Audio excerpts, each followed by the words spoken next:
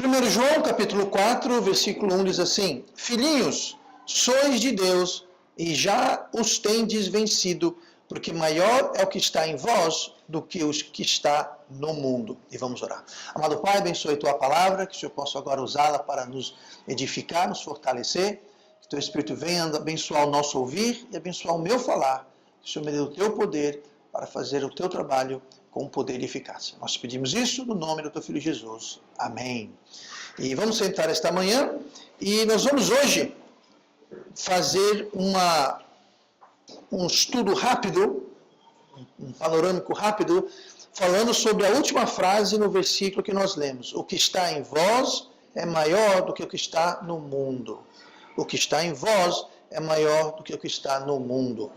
Tá? Então vamos falar sobre o fato que Deus é maior, porque Deus está em nós, amém?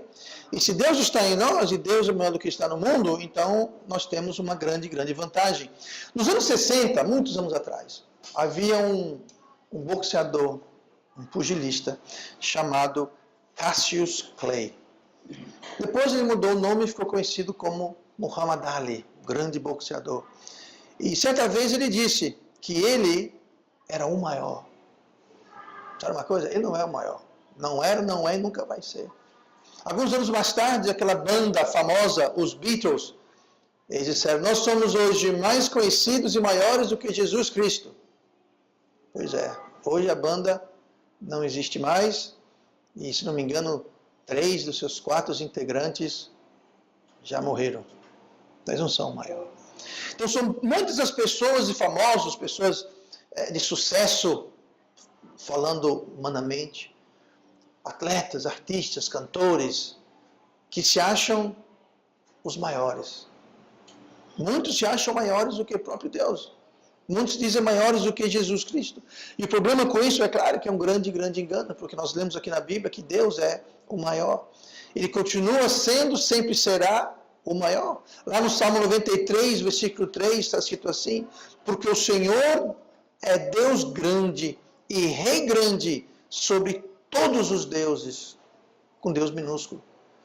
Então, nosso Deus é um Deus grande, é o maior dos deuses, com D pequeno, é claro, só tem um Deus com D grande, que é o próprio Deus. No Salmo 145, versículo 3, fala assim: grande é o Senhor e muito digno de louvor, e a sua grandeza inescrutável. Essa palavra inescrutável quer dizer, não tem como entender. A grandeza de Deus é tamanha que a gente não consegue nem imaginar. Pense na coisa maior que você pode imaginar, multiplique por um número maior que você possa imaginar. Pois é, nem chega perto da grandeza de Deus. Imagine o maior poder, multiplique por 1 bilhão. Não chega nem perto do poder de Deus. Então Deus é o maior. Lá em Filipenses 2,10 fala assim: para que ao nome de Jesus se dobre todo o joelho dos que estão nos céus e na terra e debaixo da terra. Gente, todo joelho que já existiu, existe ou vai existir, esse joelho existe ou no céu, ou na terra, ou embaixo da terra. Não tem outro lugar. Todo mundo que já viveu ou vai viver, vai dobrar o joelho a Jesus Cristo. Se já nasceu e morreu, está debaixo da terra, vai dobrar. Se está vivo, vai dobrar. Se morreu e foi para o céu, vai dobrar. Todo joelho do que está no céu, na terra e debaixo da terra, todo joelho vai dobrar. Por quê? Porque Ele é o maior de todos. Então, não há e nunca houve e nunca haverá nada ou ninguém maior do que o nosso Deus. E o nosso Deus, o que fala aqui, se nós temos Deus como nosso Salvador, se nós o aceitamos como nosso Salvador, o texto que nós lemos, 1 João 4,4, fala: filhinhos, sois de Deus, e já os tendes vencidos, porque o que está em vós, o que está dentro da gente, se nós somos de Deus, quem está dentro da gente? O Espírito Santo, Deus está dentro da gente. E se Ele está dentro de nós, e Ele é maior do que o mundo, então não existe nada no mundo que possa ser maior do que aquilo que nós temos em nós. Então não há nada no mundo que possa vir nos derrubar, nos destruir, nos afetar, a não ser que nós deixarmos. E nós só deixamos quando nós não sabemos, nós não lembramos. Porque se eu sei que eu tenho em mim é maior do que o mundo, do que está no mundo, então facilita. Mas se eu não sei, se eu esqueci, se eu não estou lembrado, se eu não estou vivendo aquilo, Então nós nos tornamos vítimas então. Então entenda que Deus é maior, e Deus é maior do que todas as nossas necessidades. Olha o que fala Filipenses 4, 19. Eu vou ler para você. Diz assim: o meu Deus, escreveu o apóstolo Paulo, inspirado pelo Espírito Santo, o meu Deus, segundo as suas riquezas, suprirá todas as vossas necessidades em glória por Cristo Jesus. Então aqui não resta dúvidas. Aqui fala que ele vai suprir todas as vossas necessidades. Não está dizendo que ele vai suprir algumas, várias, metade, um terço. Ele vai suprir todas. Todas. Não tem nenhuma de fora. Não há uma necessidade. Seja ela espiritual, material, financeira, saúde, emocional, psicológica. Não existe necessidade que nós tenhamos que Deus não possa suprir. Porque aqui está dizendo que, Paulo aqui está garantindo, ele fala aqui, olha, segundo as suas riquezas, o meu Deus, segundo as suas riquezas. Diga uma coisa, qual a riqueza de Deus? Tem limite a riqueza de Deus? Não tem limite. Então, se ele vai suprir segundo a sua riqueza, e a riqueza, o poder, a sabedoria de Deus é infinita, então não há nada que não possa ser suprido. Porque não vai ser suprido de acordo com as nossas forças. Não vai ser suprido de acordo com as nossas riquezas. Não vai ser suprido de acordo com as nossas capacidades. Aqui está dizendo que o meu Deus, segundo as suas riquezas, suprirá todas as vossas necessidades em glória por Cristo Jesus. Por que em glória? Porque a glória vai para quem? Vai para Ele. A glória vai para Ele. E em Cristo Jesus. E se Deus promete suprir nossas necessidades, então nós devemos sim buscá-lo. O problema é que muitas vezes nós buscamos suprir nossas necessidades em outros lugares, com outras pessoas, de outras maneiras. Mas Jesus falou em Mateus 6,33, buscai primeiro o reino de Deus e a sua justiça, e todas estas coisas vos serão acrescentadas. Ou seja, alguém vai dar para vocês. Quem? Deus. Deus vai suprir as necessidades, vão ser dadas. Agora, antes que Deus supra, antes que Deus acrescente essas coisas para a gente, nós temos que fazer o quê? Buscar. Buscai primeiro. Então, primeira coisa que a gente tem que fazer para ter toda a necessidade suprida, a primeira coisa que a gente faz é buscar Deus. Quando a gente busca Deus, a gente desencadeia, a gente coloca em movimento, nós damos partida a um processo em que o próprio Deus, segundo as suas riquezas, e para a glória dele, vai suprir toda a nossa necessidade por Cristo Jesus. Mas primeiro, buscai. Buscai primeiro o reino de Deus. E a sua justiça. E todas estas coisas vos serão acrescentadas. Aí você fala, que coisas são essas? O que está falando que vai acrescentar? Se você voltar 2 versículos, fala assim, ó, não andeis, pois, inquietos, dizendo, que comeremos, o que beberemos, o que vestiremos. É nesse contexto. É o que a gente come, o que a gente bebe, o que a gente veste, onde a gente vive. São as necessidades cotidianas. São as necessidades do dia a dia. São as necessidades que ele fala, olha, não se preocupe com a de comer, de beber, de vestir. Jesus fala, olha, os pássaros não trabalham nem tecem, e eles não passam fome. Os lírios se vestem tão perfeitamente, eles não tecem, nem costuram. E o vosso Pai Celestial os veste e os alimenta. Quanto mais vós. Aí ele falou o quê? Buscai primeiro o reino de Deus. E o resto, Deus vai dar. Mas primeiro nós temos que buscar.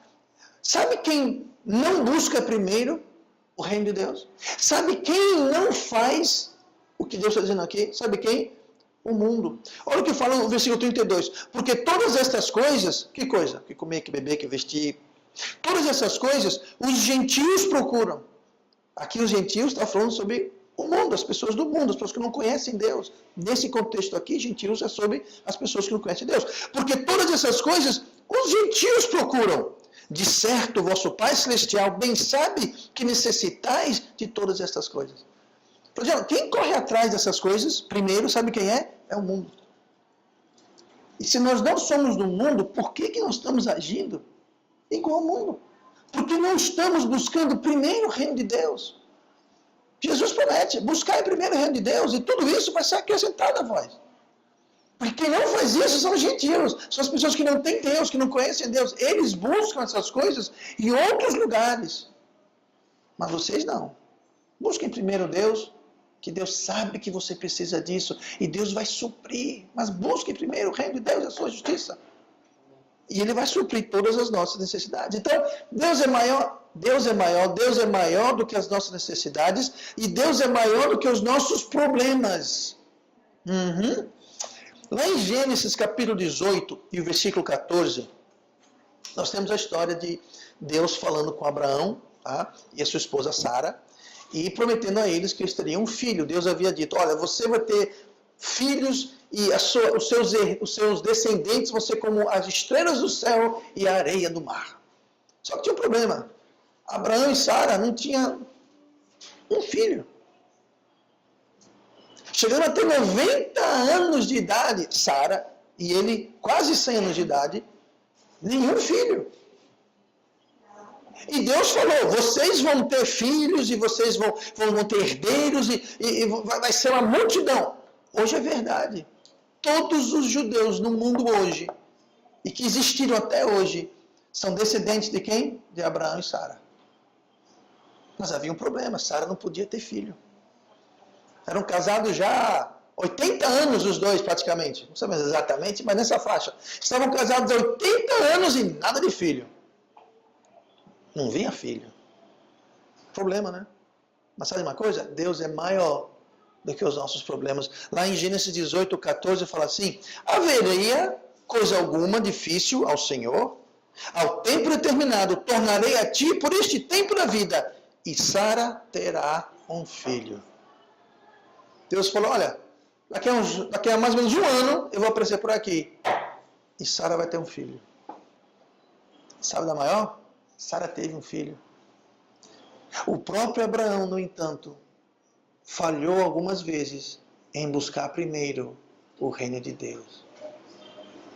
Esse filho de Abraão aqui, Isaac, ele foi o primeiro filho de Abraão.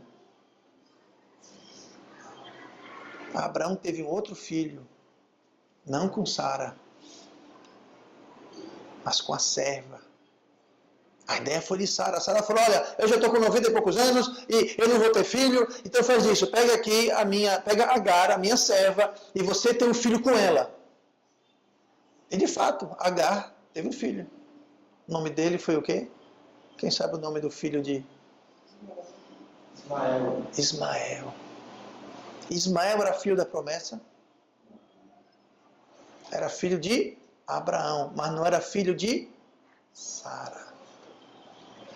Sabe o que Sara e Abraão fizeram? Eles tinham um problema, só que eles não esperaram em Deus. Sara falou, vou resolver isso agora. Não é um filho que tu quer, não é um filho que eu quero, vamos ter um filho com Agar. Era essa a vontade de Deus? Não. Aí Deus apareceu e falou, vem cá, tem uma coisa muito difícil para mim. Existe algum problema que eu não possa resolver? Pois bem, daqui a um ano eu vou voltar a visitar vocês. E Sara vai ter um menino. E dito e feito. Dito e feito. Sara aqui, com quase 100 anos de idade, teve um filho. Você já imaginou uma pessoa com 100 anos de idade tendo um menino? Pois é, se isso não é o poder de Deus, eu não sei o que é. Pois é, gente. Nenhum problema difícil demais.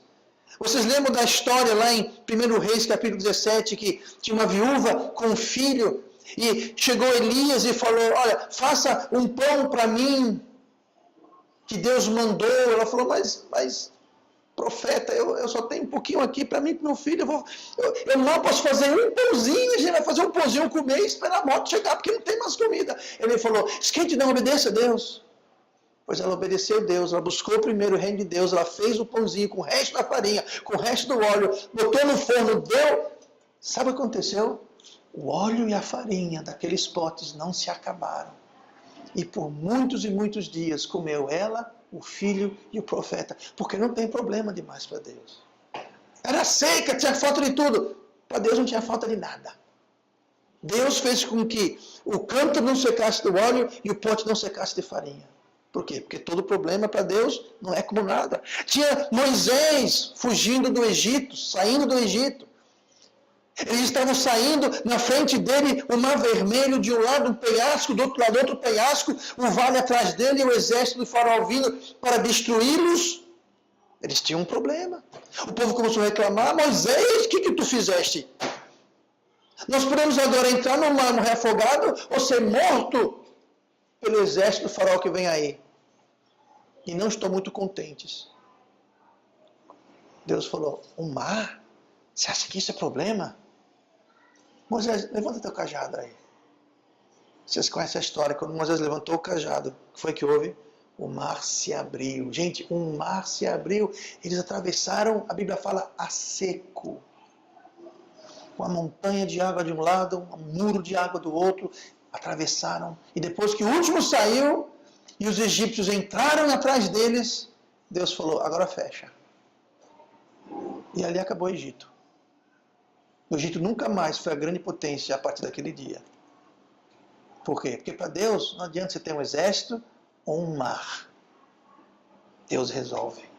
Deus é maior do que os nossos problemas. Nós temos que entender, saber disso. Nós temos o pequeno Davi que enfrentou o gigante Golias. O exército de Israel tremendo de medo. Davi falou: isso daí, Deus já me livrou do leão, Deus já me livrou do urso. Esse filisteu sem vergonha não é nada para mim. Ele foi lá, a Bíblia fala que ele pegou algumas pedras, colocou na funda dele. A história vocês conhecem. Derrubou Golias, foi lá, pegou a espada dele, arrancou-lhe a cabeça e falou: aqui, ó, que Deus faz. Sabe o que é isso? Para Deus não tem gigante. Não tem mar, não tem exército, não tem falta de qualquer coisa. Porque Deus é maior do que os nossos problemas. Nós temos que entender isso. Se os nossos problemas nos derrubam, é porque nós achamos que eles são maiores. Sabe por quê? Ninguém do exército de Israel enfrentou Golias antes de Davi. Porque todos eles diziam: oh, um gigante. Ele é maior do que a gente, nós somos pequeninos, nós não somos nada. Eles estavam achando, eles tinham esquecido ou não sabiam que Deus é maior. Davi não, Davi sabia que Deus era maior. E Davi matou o gigante, porque antes já tinha matado o urso e o leão. É uma progressão, gente. Hoje você mata um urso, amanhã você mata um leão, depois amanhã você mata um gigante. Mas nós temos que começar entendendo que não há problema, grande ou pequeno, que Deus não dê conta. Porque Deus é maior, e Ele está em nós. Ele é maior que o que está no mundo. Seja lá, se for nossas necessidades, nossos problemas, Deus é maior do que os nossos fracassos. Gente, ó, não existe ser humano que vive uma vida sem ter fracasso. Fracasso faz parte da vida, fracasso faz parte do sucesso. Entenda? Você não tem como se levantar se você nunca caiu. Tá? Criança, quando aprende a andar, vive o quê? Vive caído. Não quer cair? Então não vai andar? Então vai rastejar o resto da vida? Não, a gente tem que entender que nós vamos ter fracassos. Mas Deus é maior do que os nossos fracassos. Lá em Gênesis 50, versículo 20, nós temos a história de José do Egito.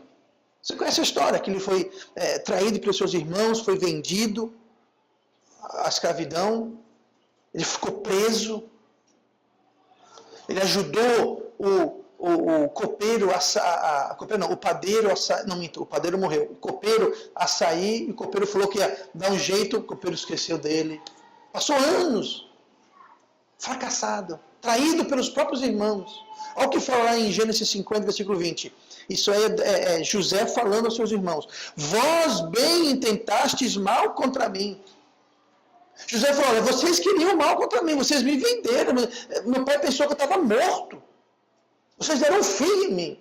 Vocês intentaram mal contra mim, porém Deus o intentou para bem, para fazer como se vê neste dia, para conservar muita gente com vida.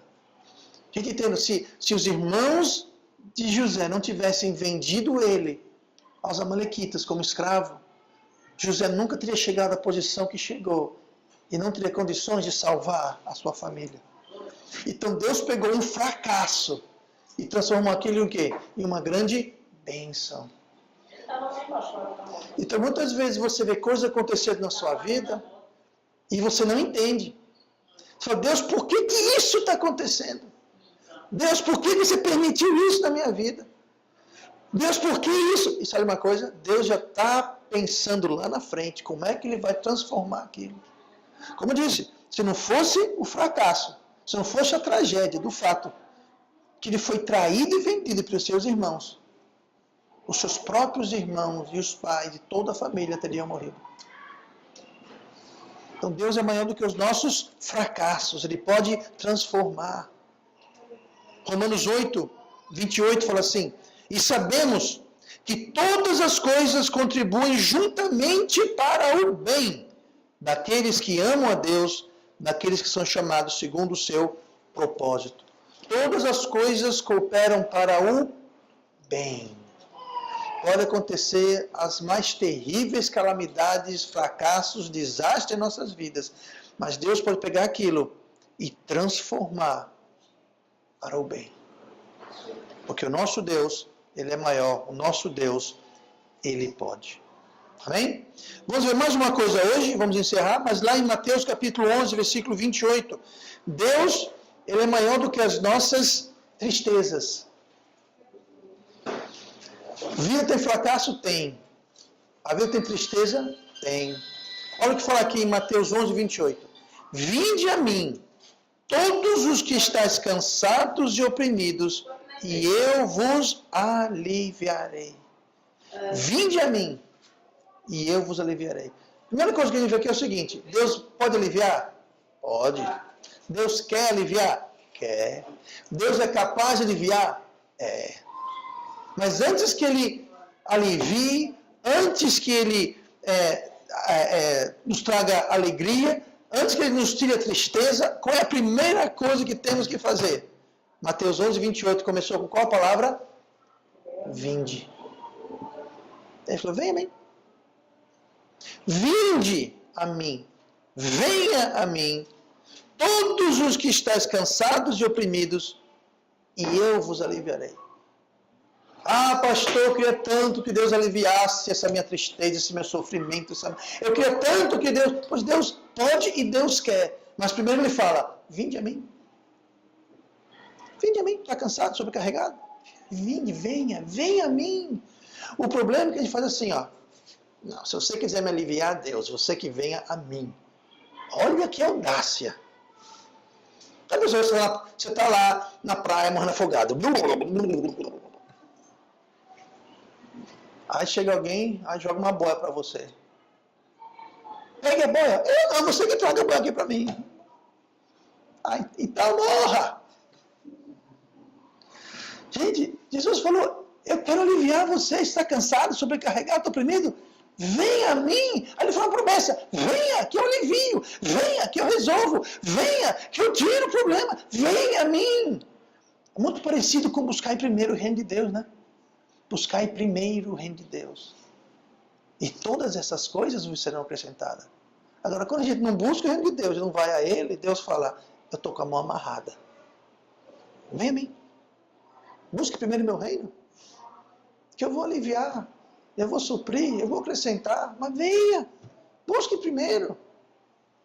Lembrando que a gente leu que Deus é o quê? Ele é digno de louvor e honra e glória. Lá no Salmo 145, que eu li no começo, versículo 3 fala assim, grande é o Senhor e muito digno de louvor e a sua grandeza inescrutável.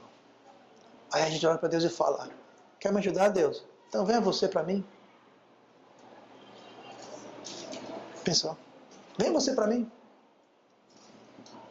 Alô, doutor, eu estou precisando de uma consulta. Ah, tudo bem.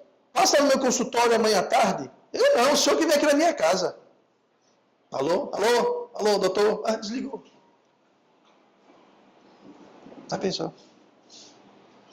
Gente, Deus já deu vários passos em nossa direção. Deus, Ele veio. Ele nos deu vida, nos deu a sua palavra, nos dá o seu Espírito, nos dá a sua salvação, nos dá tudo. Agora Deus fala, ok, eu dei tudo isso, agora você vinde. Agora você busque. E se nós fizermos isso, Deus é maior. E por Deus ser maior, Ele é maior do que as nossas necessidades, Ele é maior do que os nossos fracassos, Ele é maior do que os nossos problemas, Ele é maior do que as nossas tristezas. E na semana que vem nós vamos ver algumas coisas a mais em que Deus é maior em nossas vidas. Amém? Oremos.